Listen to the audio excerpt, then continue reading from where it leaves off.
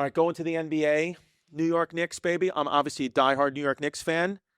We are sitting comfortably right now in third place in the East. I still believe in my heart we can win. We will win the NBA championship, and we haven't won since 1972-73, so we got to do it this year because my heart will give out from peptides. So I will say this. Love the Knicks.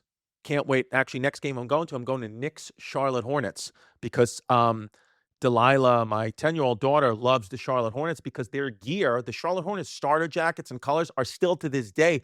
They were slapping when I was her age in 1995, 96, and they're still unbelievable today. That's what all the kids want. So I'm going to take her there. I told her she can't wear Charlotte Hornet stuff, obviously, but I'll buy her something on the side. But I want to see my man Knuppel. I want to see, because right now you got Knuppel and Cooper Flagg. Con Knuppel and Cooper Flagg are neck and neck for who's going to be the NBA Rookie of the Year. And not the NBA white guy Rookie of the Year. The NBA for real Rookie of the Year. This is not just like, oh, okay, because that's normally what happens. You make a separate award for the white guys. But the Cooper Flagg and Con Knuppel, dude, Cooper Flagg was the consensus #1 pick. 100%. We always, he was just the best player. White, black, it doesn't matter. Everybody gave it up for Cooper Flagg. But Con Knuppel, dude, I mean, nobody knew that this kid was going to be as good as he is. I mean, dude, he's one of those guys, he still runs around and his cheeks get all red. His hair flops in the wind. He's running around with a number 7 from the Lemon Tree haircut with rosy red cheeks, bombing threes. He's got I think he set the rookie record for threes, okay? And he came out of nowhere. That fucking guy came out of nowhere. And he's really ridiculously good, and I want to see this kid play. And if he gets close enough to me, I'm gonna pinch his knupples. I'm gonna give him a fucking purple knurple.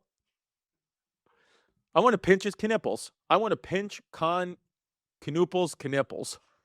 I don't know if his name's Con Knuppel or Con Knuppel, but I just know that he's going to be who I'm focused on because he does give white guys like me and the rest of us who look like me, he gives us hope because we're like, dude, if this guy can win the NBA Rookie of the Year, I mean, what are you doing?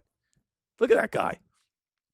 But the Knicks, getting back to the Knicks, I think that what we need to do and it's so hard because Jalen Brunson, the weight of the world is on Jalen Brunson, our best player in the New York Knicks, back, okay?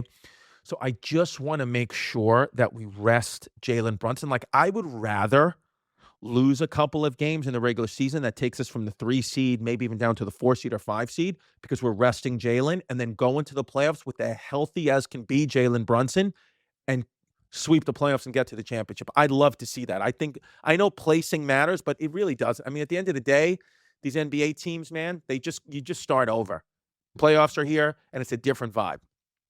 It's going to be tough. I'll be honest with you. It's going to be tough to beat the Thunder. It's going to be tough to beat the Spurs. It's going to be tough to beat the Celtics. The Pistons, for whatever reason, I know they've been the #1 team in the East for almost the whole season. I still just don't believe in Detroit. Even though it is a good city to play basketball in and a good city to visit, I really like performing in Detroit. To me, it's still, the car industry collapsed. To me, it's still just, buildings cost $1.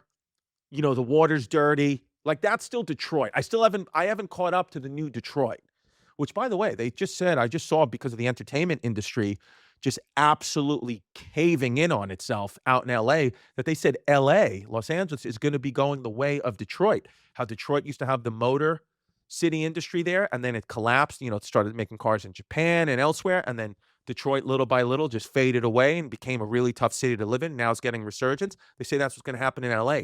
30% of the work in Los Angeles is done. So now they're like, is LA going to go the way of Detroit? Now, I say no because LA has the weather. Detroit didn't have the weather. But it is very interesting to kind of see what's happening to the entertainment industry at large, where it's just not centralized in LA anymore. I mean, look at this. This is entertainment right now, and we're doing it. I look like I'm doing it from an ISIS beheading basement.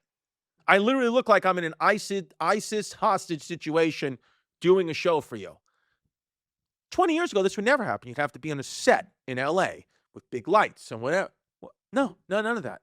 I'm down here. I'm coming to you literally from a basement that, people keep like hostages in with Cottonmouth from Peptides just spraying content at you all day. So I get why LA, they just don't, it's not as needed as before. And obviously I am a little salty because I had a sitcom in development and it didn't go. So I'm a little salty on LA. And I'm in a moment right now where I'd like to see it just, go away because I'm mad at you for not giving me a show, even though what I'm doing right now is much more fun and makes me a lot happier than sitting on the set of a TV show. But still, I'm living in the old world ways. I still just always wanted to have a TV show and like smoke a cigar. And I wanted to start going old school, like saying scram, like those old school white guys, you see. I wanted to call women chicks, and just do old school Hollywood stuff like Frank Sinatra, Frankie Blue Eyes, gamble on a game, fucking yeah. But us as Knicks fans, I understand. I really, really get it. People who live outside New York City or who just don't like the Knicks, I really can see how you hate Knicks fans. I get it. We scream in the streets. We're always like, we're the best, and then we don't win the championship. I get all that. But I'm telling you this right now. Here's what's going to happen. Either we're going to win the NBA championship this year, which is probable. Why? Jesus told me. It's probable. Or we don't win the NBA championship, and then we're going to get a little man named Giannis Antetokounmpo.